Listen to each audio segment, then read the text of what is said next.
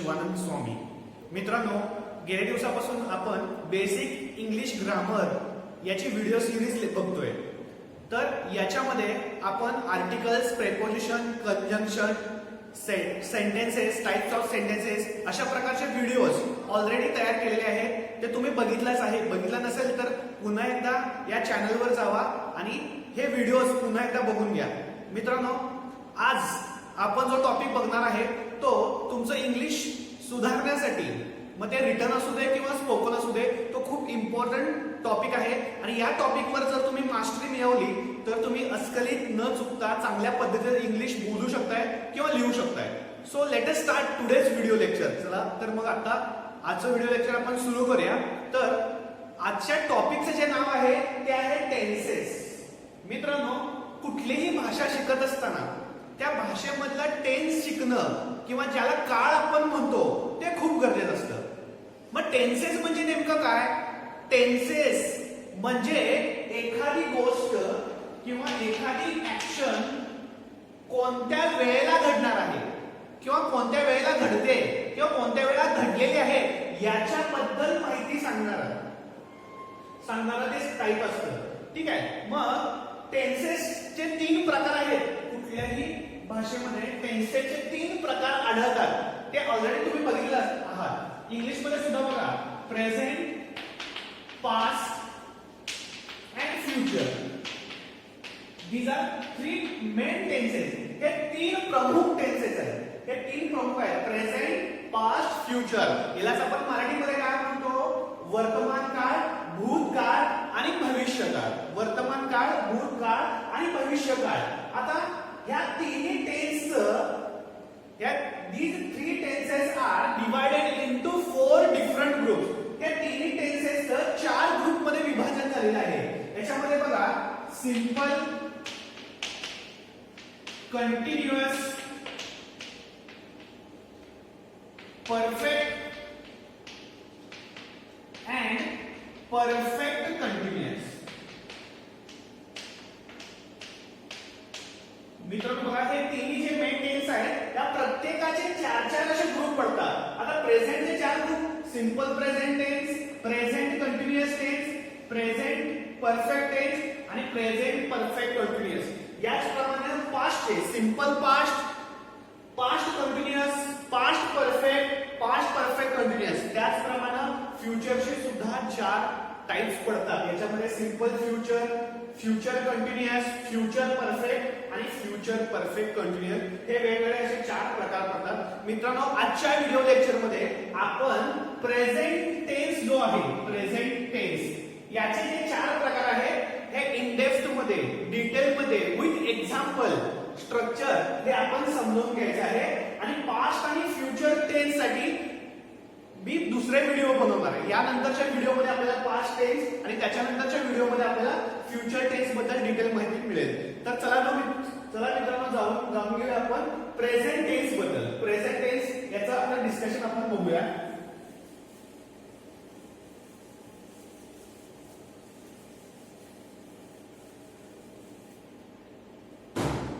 तर present tense याला आपण मराठीत काय म्हणतो? वर्तमान काळ. What do you say in English? मराठीमध्ये काय म्हणतो आपण? वर्तमान काळ होतो. इंग्लिश मध्ये प्रेझेंट टेन्स होतो. मग प्रेझेंट टेन्सचं स्ट्रक्चर कसं असतं हे पहिला समजून घेऊया. आता प्रेझेंट टेन्सचं स्ट्रक्चर कसं आहे बघा, subject plus first form of verb, त्याच्यानंतर object and rest of the sentence. बघा, याचं स्ट्रक्चर कसं आहे? S plus V1 plus O. आता ह्या वाक्याचं स्ट्रक्चर कसं आहे? Subject plus V1 plus O. Subject म्हणजे तुम्हाला माहिती आहे, कर्ता, जो व्यक्ती ऍक्शन करतो, जो व्यक्ती कृती करतो तो म्हणजे कर्ता असतो. नंतर वर्ब येतं. हे तुम्हाला types of sentence, sentence structure मध्ये मी एक्सप्लेन केलेलेच आहे. आता वर्बचं पहिलं फॉर्म आपल्याला यूज करायचं आहे. त्याच्यानंतर ऑब्जेक्ट आणि रेस्ट ऑफ दी सेंटेन्स आपल्याला इथं बघू शकताय. हे सिंपल प्रेझेंट टेन्सचं स्ट्रक्चर आहे. पहिल्यांदा आपल्याला काय बघायचं आहे? सिंपल प्रेझेंट आपण बघतो. सिंपल प्रेझेंट टेन्स, सिंपल प्रेझेंटचं हे स्ट्रक्चर आहे. Simple present structure S plus V1 plus O. मग सिंपल प्रेझेंट टेन्स कुठे यूज करतो आपण? सिंपल प्रेझेंट टेन्स कुठे यूज करतो तर सिंपल प्रेझेंट टेन्स आपण कधी यूज करतो to show habitual action. To show habitual action एखादी गोष्ट सवयीने आपण करतोय किंवा टू शो रिपीटेड ऍक्शन किंवा रुटीन.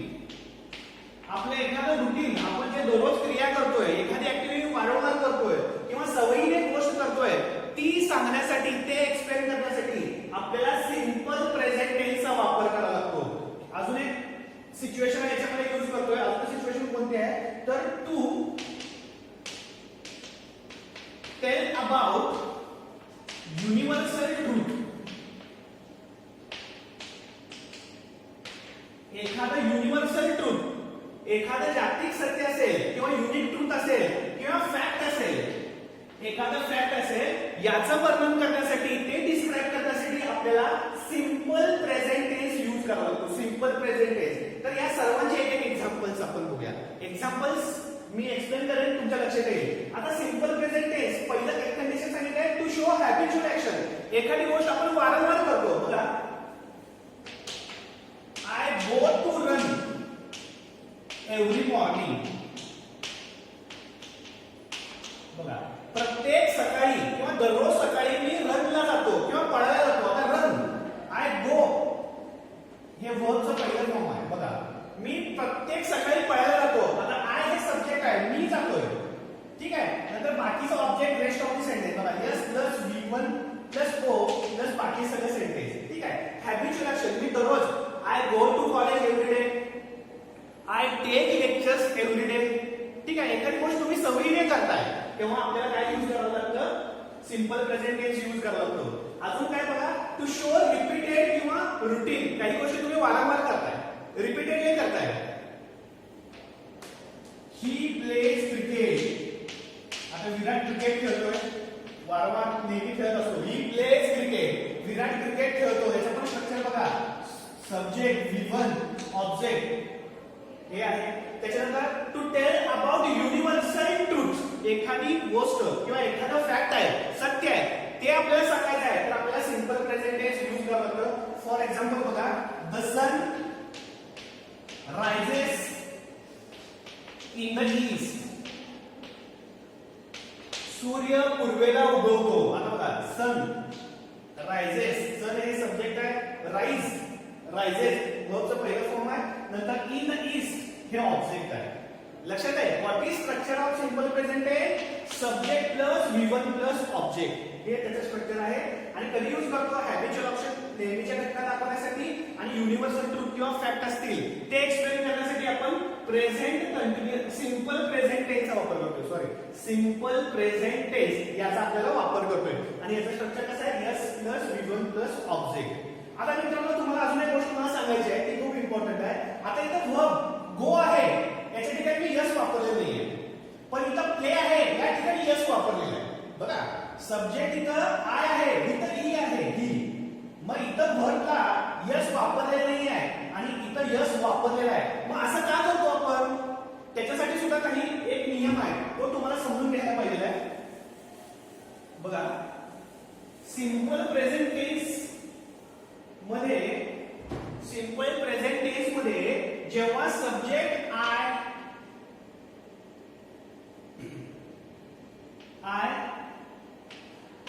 किंवा वी किंवा यू किंवा दे असा असतो तर आपल्याला वर्बला यस किंवा ईएस जोडायचं नाही. लक्षात ठेवा यस किंवा ईएस हे जोडायचं नाही. सब्जेक्ट जर ही शी इट असेल तरच आपल्याला ई किंवा ईएस हे ऍड करायचं आहे वर्बला. वर्बचं जे फॉर्म आहे ही किंवा आता बघा प्ले असेल तर ही प्लेज. समजा प्ले असं आहे तर ही प्ले म्हणायचं नाही आहे ही प्लेज.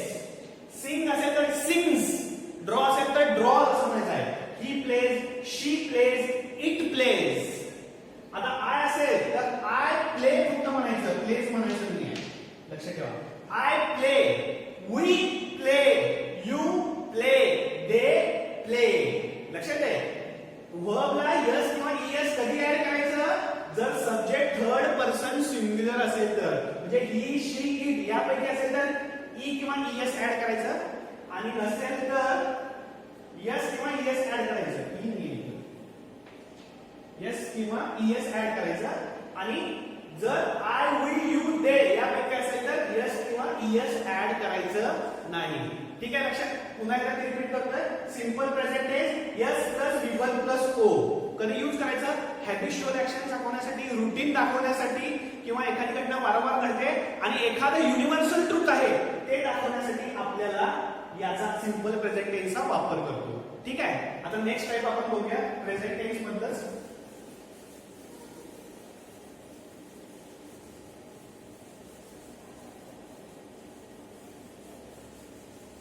सिंपल प्रेझेंट आपण बघितलेलं आहे. आता present continuous second type.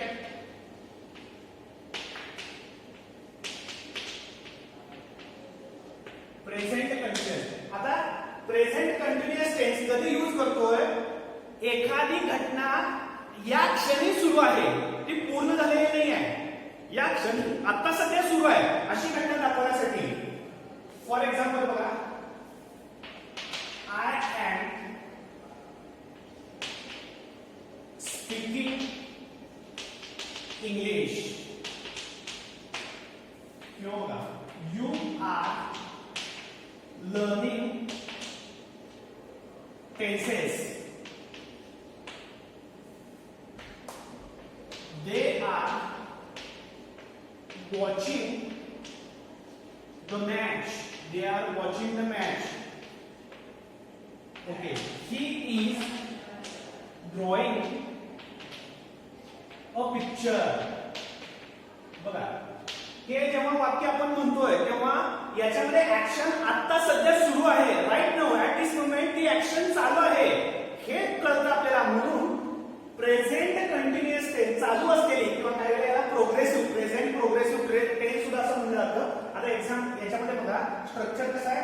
Subject आहे, एम हे हेल्पिंग वर्ब आहे, हेल्पिंग वर्ब, आणि स्पीक हे मराठी स्पीक हे मेन वर्ब आहे आणि त्याला आयएनजी आपण ऍड केलेला आहे आणि हे ऑब्जेक्ट आहे. इथं सुद्धा बघा सब्जेक्ट आहे, आर हे हेल्पिंग वर्ब आहे, लर्नचं लर्निंग केलेलं आहे, वर्बचं आयएनजी फॉर्म केलेलं आहे आणि हे ऑब्जेक्ट आहे. या सेंटेन्स मध्ये पण बघा ते हे सब्जेक्ट आहे, आर हे हेल्पिंग वर्ब आहे, वॉचचं वॉचिंग केलेलं आहे म्हणजे वर्बचं आयएनजी फॉर्म यूज केलेला आहे आणि तो ऑब्जेक्ट आहे. या सेंटेन्स मध्ये बघा सब्जेक्ट आहे, इज हे हेल्पिंग वर्ब आहे, ड्रॉचं ड्रॉइंग केलेलं आहे, ड्रॉ हे वर्ब आहे त्याला आयएनजी ऍड केलं आपण आणि पिक्चर हे ऑब्जेक्ट आहे.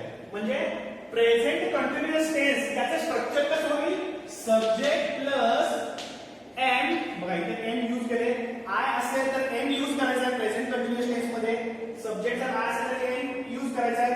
ही असेल तर इज यूज करायचा आहे. ही शी इट असं असेल तर इज यूज करायचा आहे.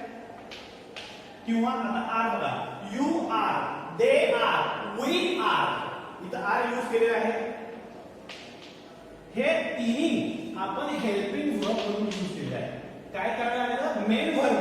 मेन वर्ब जे असतं त्याला मदत करायला एक दुसरा वर्ब येतो, त्याशिवाय ते वाक्य अर्थपूर्ण होत नाही आहे, ते सेंटेन्स कंप्लीट होत नाही आहे. मग हेल्पिंग वर्ब प्रेझेंट टेन्स मध्ये एम किंवा इज किंवा आर यूज करतो. त्याच्यानंतर वर्बचं आयएनजी फॉर्म आपण यूज करतोय. बघा सिंपल प्रेझेंट मध्ये वर्बचं पहिलं फॉर्म यूज केलं होतं आणि आता वर्बचं आयएनजी फॉर्म यूज केले.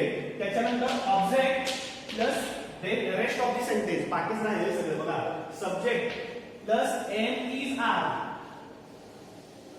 प्लस VING प्लस ओ हे झालं स्ट्रक्चर कशाचं?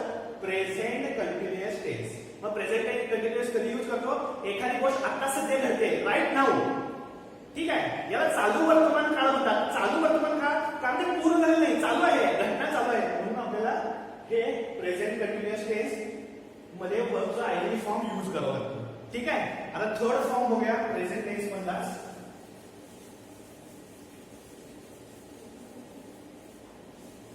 प्रेझेंट टेन्स मधला थर्ड फॉर्म आपण बघूया. What is the third form? Present perfect tense.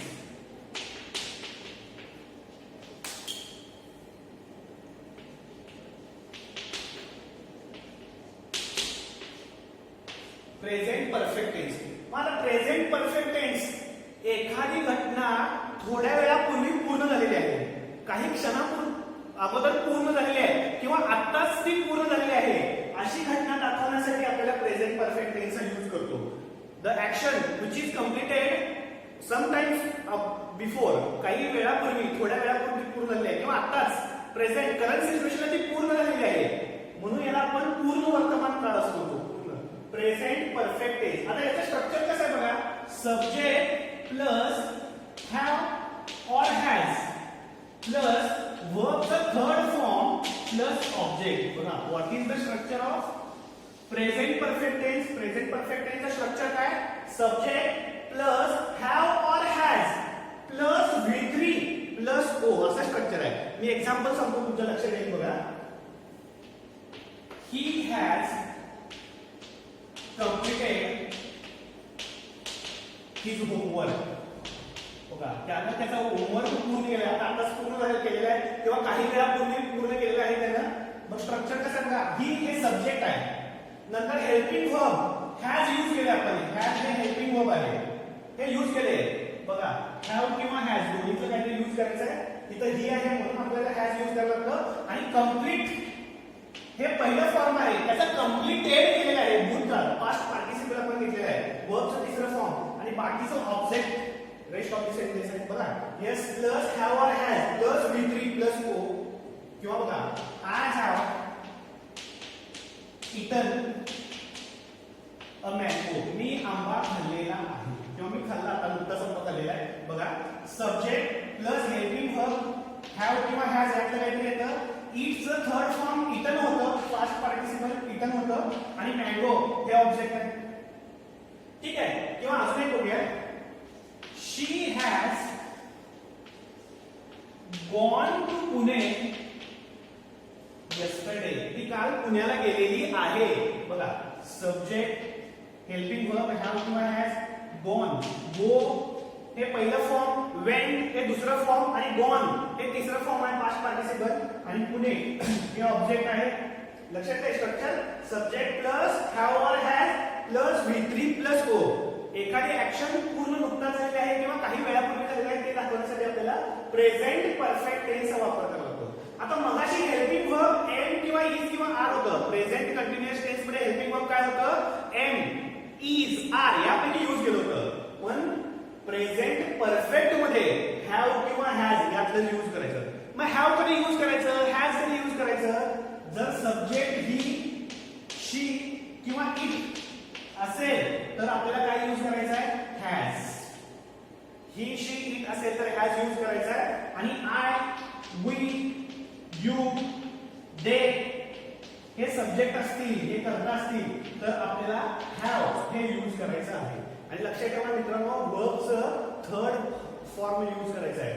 तिसरं पास्ट पार्टिसिपल फॉर्म आपल्याला या प्रेझेंट परफेक्ट मध्ये यूज करायचं आहे. ठीक आहे. आता प्रेझेंट मधला शेवटचा प्रकार आपण बघूया.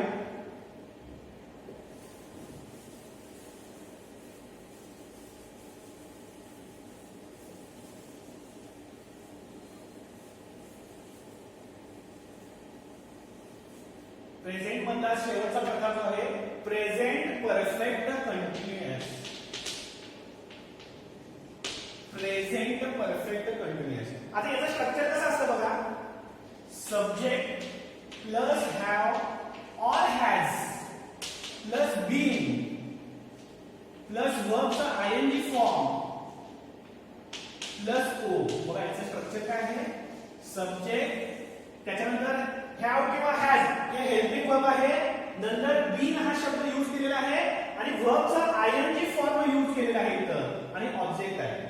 ठीक आहे. मी एक्झाम्पल सांगतो तुमच्या लक्षात येईल. Okay. I have been studying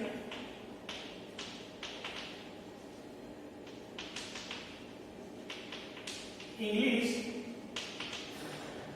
since first standard. मी पहिली असल्यापासून इंग्लिश शिकत आलेलो आहे. बघा हे वाक्य जेव्हा तुम्ही बघताय I have been studying English since first standard म्हणजे मी पहिलीला असल्यापासून इंग्लिश शिकत आलेला आहे आतापर्यंत शिकलेलो आहे, म्हणजे इंग्लिशचा काही भाग आतापर्यंत शिकलोय तो पूर्ण केलोय आणि आता सध्या पुढे आहे. म्हणजे एखादी घटना तुम्ही खूप अगोदरपासून करताय आणि त्यातला निम्मा भाग आता आपण पूर्ण केलेला आहे आणि बाकीचा आता पूर्ण करतोय असं दाखवण्यासाठी. म्हणजे काही भाग पूर्ण आहे आणि काही अपूर्ण आहे, तेव्हा आपल्याला प्रेझेंट परफेक्ट कंटिन्युअस. आता परफेक्ट का म्हटलं जातं? कारण काही भाग पूर्ण आहे आणि काही अपूर्ण सुद्धा आहे, म्हणून कंटिन्युअस आपल्याला यूज करायचा आहे. आता इथं बघा, I have been studying English in standard. बघा, सब्जेक्ट हॅव किंवा हॅज काहीतरी यूज करायचा आहे. बीन हा शब्द तुम्ही विसरायचा नाही. बीन हा शब्द खूप महत्वाचा आहे याच्यामध्ये. नंतर व्हर्बचा आयएनजी फॉर्म यूज केलेला आहे. वर्ब बघा, त्याचा स्टडी आहे, स्टडीचा आयएनजी फॉर्म आणि बाकीचं सगळं ऑब्जेक्ट. ओके, अजून एक्झाम्पल बघूया. ही हॅज बीन कंप्लीटिंग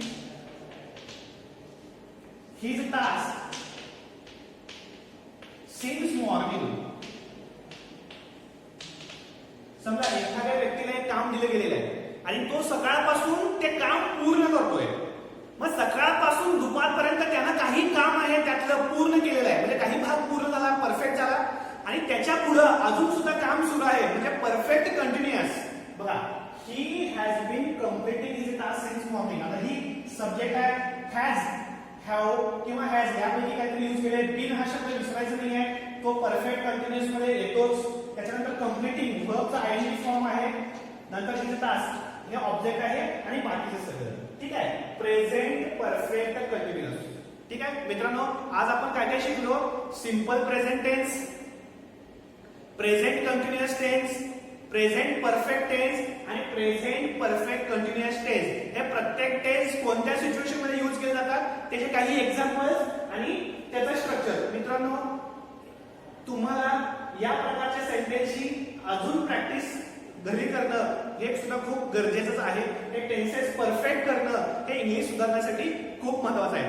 आता टेन्सेस मधला पहिला पार्ट जो होता प्रेझेंट टेन्स बद्दल आपण कंप्लीट केलेला आहे. मग येणाऱ्या काही व्हिडिओज मध्ये आपण पास्ट टेन्स आणि फ्युचर टेन्स याच्याबद्दल डिटेल माहिती घेऊया. जर तुम्ही माझं चॅनल सबस्क्राईब केलं नसेल तर सबस्क्राईब करा. हा व्हिडिओ आवडला असेल तर लाईक करा आणि तुमच्या मित्रांसोबत शेअर सुद्धा करा. थँक्यू.